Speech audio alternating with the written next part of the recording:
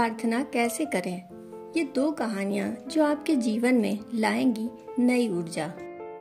रात के 2:30 बजे थे। काली अंधेरी रात थी। एक सेठ अपने बिस्तर पर करवटें बदल रहा था। लाख कोशिशों के बाद भी उसे नींद नहीं आ रही थी। पता नहीं उसे कौन सी बेचैनी सता रही थी। सेठ ने कार निकाली और मंदिर में जाकर बैठ गए। भगवान की मूर्ति के सामने जाकर प्रार्थना करने लगे। उस अंधेरी रात को एक और आदमी भी उसी मंदिर में आकर भगवान की मूर्ति के सामने बैठ गया। उदास, निराश, आंखों में आंसू भरे। ऐसा लग रहा था मानो उसका मौन भगवान से ढेर सारी बातें कर रहा हो। सेठ ने उस आदमी से पूछा, क्यों भाई, क्या हुआ है तुम्हारे साथ? काहे इतने उदास हो? आदमी ने जवाब दिया, मेरी पत्नी अस्पताल में है।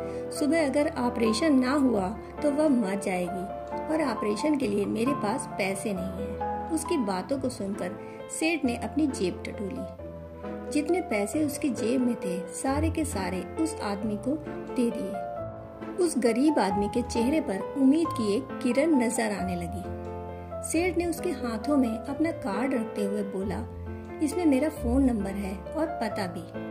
और पैसों की जरूरत हो तो बिना किसी हिचकिचाहट के इस नंबर पर फोन कर लेना। उस आदमी ने कार्ड वापस करते हुए बोला, मेरे पास उसका पता है, मुझे इस पते की जरूरत नहीं। सेठ ने आश्चर्य से पूछा, किसका पता है तुम्हारे पास? उस आदमी ने जवाब दिया, उसी का पता जिसने इस काली अंधेरी रात को 2:30 बजे आपको यहाँ भेजा। उसका पता है मेरे पास। एक बार उसके होने पर विश्वास तो करके देखिए, फिर आपको किसी के पते की जरूरत नहीं। उसके होने का विश्वास ही आपकी प्रार्थनाओं को दिल से निकालेगा। और अगर प्रार्थनाएं दिल से निकलेंगी और उन प्रार्थनाओं में विश्वास शामिल होगा तो प्रार्थनाएं जरूर कबूल होंगी। आपकी प्रार्थनाओं में भरोसा उस छोटे से बच्चे की तरह होना चाहिए जिसकी माँ जब उसे हवा में उछालती है पर वह हंसता है और डरता नहीं, क्योंकि वह जानता है कि उसकी माँ उसे कभी गिरने नहीं देगी। अपनी प्रार्थना में वही विश्वास, मासूमियत लाइए। जब प्रार्थनाएं विश्वास से सराबोर होती हैं तो वह एक मानसिक तस्वीर बना देती हैं जिस पर आपका मन रचनात्मक रूप से क्रिया करने लगता है।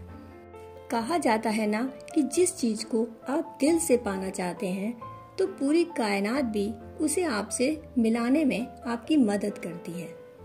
बाइबल में कहा है, मांगो और तुम्हें मिल जाएगा, खोजो और तुम पालोगे, खटखटाओगे और तुम्हारे लिए द्वार खुल जाएंगे। आपको पूरे विश्वास के साथ प्रार्थना करनी होगी। पूरे विश्वास से मांगना होगा, तभी आपको मिलेगा। प्रार्थना करना एक मानसिक कर्म है, पर विश्वास उस मानसिक कर्म को मानसिक तस्वीर में बदल देता है। उन चीजों को घटते हुए महसूस करिए जिसके लिए आप प्रार्थना कर रहे हैं। तभी प्रार्थना पूरी होगी, तभी प्रार्थना कबूल होगी, तभी उसे स्वीकृति मिलेगी। और कहा भी गया है कि एक तस्वीर 1000 शब्दों के बराबर होती है। एक बार की बात है, रामपुर नाम का एक छोटा सा गांव था। 4 साल बीत गए थे। रामपुर में बारिश की एक बूंद तक न बरसी थी। धरती तरस गई थी, लोग बेहाल हो गए थे।